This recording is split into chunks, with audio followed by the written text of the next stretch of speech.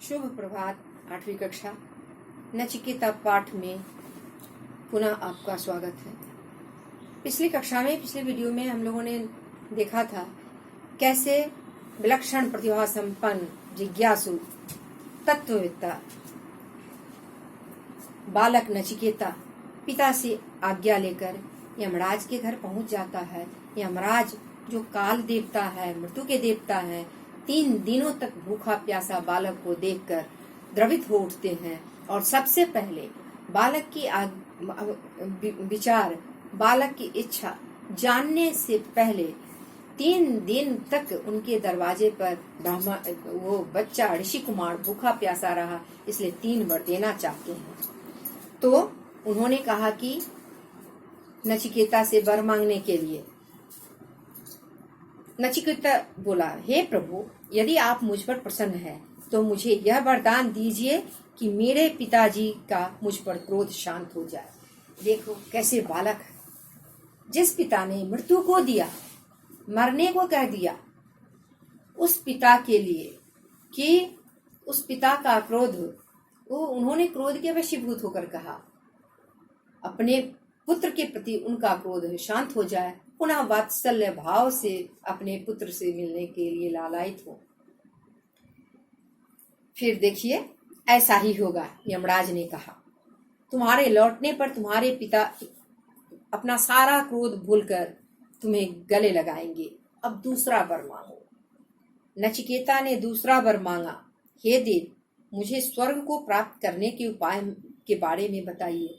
देखो छोटा सा बच्चा नचिकेता, जिन्हें दुनिया की दौलत चाहिए थी, जिन्हें दुनिया के ऐशो आराम की सारी सामग्री चाहिए थी, को न मांगकर स्वर्ग के संबंध में जानकारी प्राप्त करने की इच्छा प्रकट की। स्वर्ग के बारे में नचिकेता की जिज्ञासा जानकर यमराज को कुछ आश्चर्य हुआ कि वो नन्हा सा बालक, छोटा सा बालक कैसे समझा स्वर्ग होता क्या है। स्वर्ग की जिज्ञासा इसे हमें वरदान के रूप में मांगने की है। यमराज ने नचिकेता को वे सब विधियां समझाई जिनसे मनुष्य स्वर्ग प्राप्त कर सकता है। वे सब विधियां तो यहाँ नहीं दी गई है, मैं तुम्हें बता रही हूँ। उन्होंने कर्म का संदेश दिया। कर्म का संदेश स्वर्ग प्राप्त करने के लिए, स्वर्ग की जिज्ञासा में कर्म का संदेश दिया। कौन सा कर्म? आश्रम 4 होते हैं, गार्हस्थ, पहले ब्रह्मचर्य, गार्हस्थ, वानप्रस्थ, सन्यास। ये चारों आश्रम के बीच के कर्म, यानी ब्रह्मचर्य और गार्हस्थ के बीच जो संधि होता है, उस संधि के कर्म, और गार्हस्थ और वानप्रस्थ के बीच में जो संधि काल होता है उसका कर्म, और वानप्रस्थ और सन्यास के बीच का कर्म, इस कर्म के करने की प्रेरणा दी, इस कर्म को करने की प्रेरणा दी।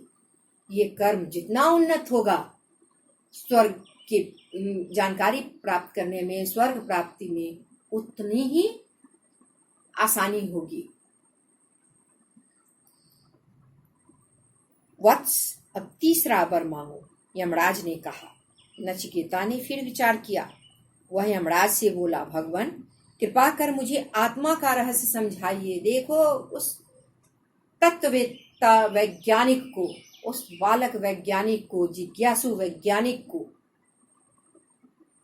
आत्मा का रहस्य, सबसे पहले आत्मा होती क्या है, यही नहीं, बड़े बड़े ऋषि तक नहीं समझ पाते हैं। इस आत्मा का हल नहीं, आत्मा क्या है ये रहस्य लेकर ही चले जाते हैं। लेकिन इस नन्हा सा बालक, इस नन्हे से जिज्ञासु ने आत्मा का रहस्य जानना चाहा।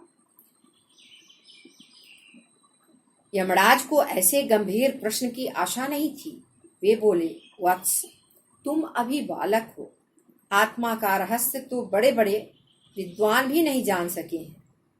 तुम मुझसे कोई और वर मांग लो। अब देखो, जिस चीज के लिए मना की जाती है उस चीज की ओर और आकर्षण बढ़ जाता है। तो बच्चे के मन में और आकर्षण, आत्मविद था, आत्मज्ञानी था।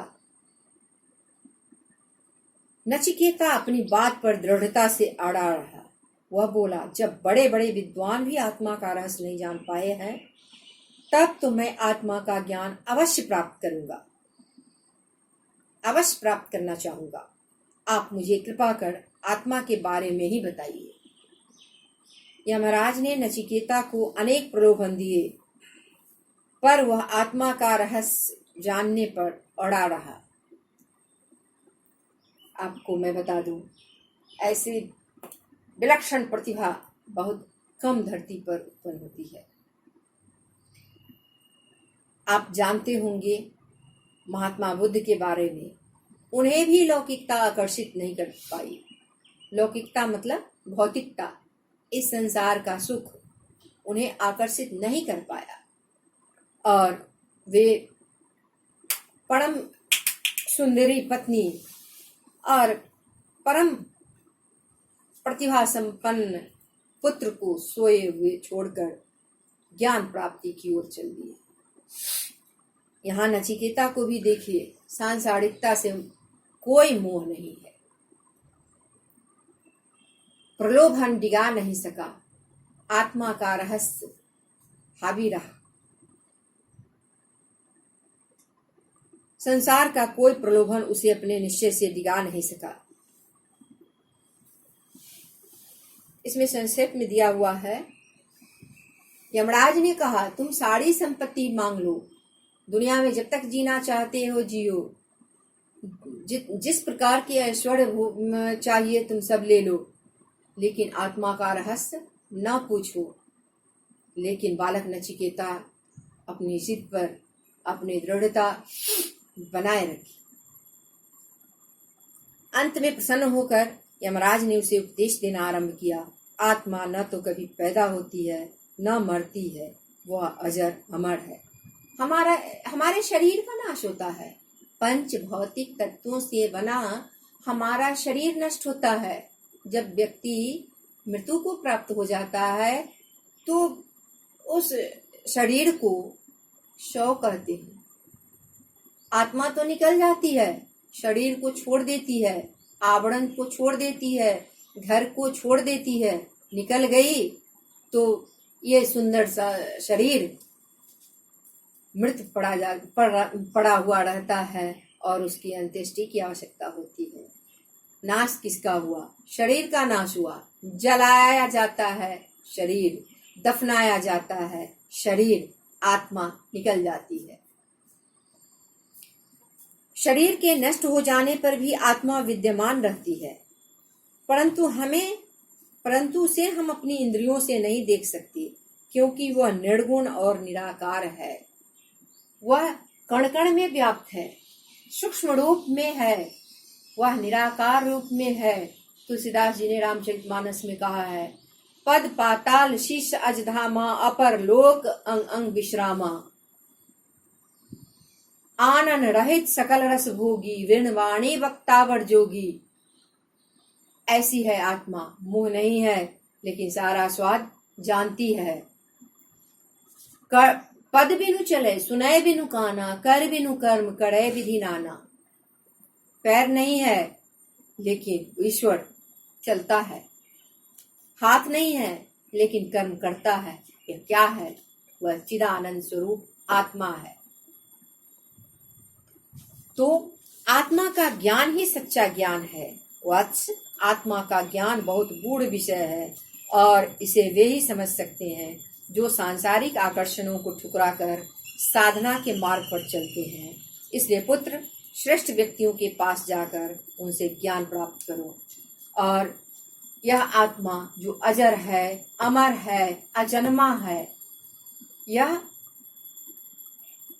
इसकी जिज्ञासा कि आत्मा न मरती है न जन्म लेती है, शरीर का नाश होता है, फिर आत्मा मृत्यु के पश्चात जाती कहाँ है और आत्मा जन्म कैसे लेती है, शरीर में प्रवेश कैसे करती है, फिर शरीर से निकलती कैसे है और निकलकर जाती कहाँ है, इसकी जिज्ञासा उसे सदैव सताती रही। और जैसा कि यमराज के कहने पर उन्होंने अपने श्रेष्ठ गुरुजनों से इसके संबंध में शिक्षा प्राप्त की और आज भी हम उनके संबंध में जानकारी प्राप्त करते हैं। उनका नाम बड़े ही आदर से, बड़ी ही श्रद्धा से लेते हैं।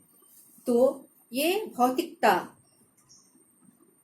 यांत्रिकता उन्हें प्रभावित नहीं कर सकी। नचिकेता ने यमराज के उपदेशों को समझा और उन पर आचरण किया। देखो, खोखला ज्ञान ज्ञान नहीं होता। ज्ञान जब तक आचरित नहीं हो, क्या है, तब तक वह सार्थक नहीं होता। क्योंकि आचारः परमो धर्म, हमारा आचरण ही हमारा परम धर्म है, यह वेद वाक्य है। तो जब तक हम सत्य को, उस ज्ञान को अपने आचरण में नहीं रूपायित करेंगे, तब तक हम सत्य को नहीं जान सकेंगे। वह बड़ा होकर महान विद्वान और धर्मात्मा ऋषि बना। धन्यवाद।